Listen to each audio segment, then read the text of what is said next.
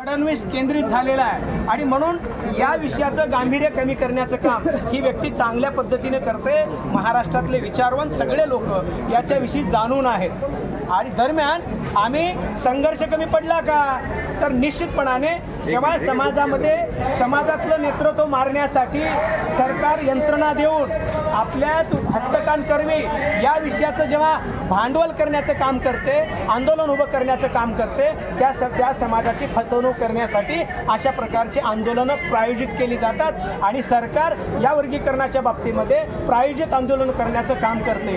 ही गोष्ट आमच्या लक्षात आलेली आहे, हे जाणून चुकलेलं आहे महाराष्ट्र। म्हणून आज स्वतःची भाकर घेऊन स्वतःच्या रुपया घेऊन ही माणसं एवढ्या मोठ्या ताकदीमध्ये आलेली आहेत। सरकारला वाटत असेल की आमचं काही वाकडं करू शकत नाही, निश्चितपणे महाराष्ट्राला आग लावण्याची ताकद या आंदोलनामध्ये आणि स्वाभिमानी लोकांमध्ये आहे। हा इशारा आहे सरकारने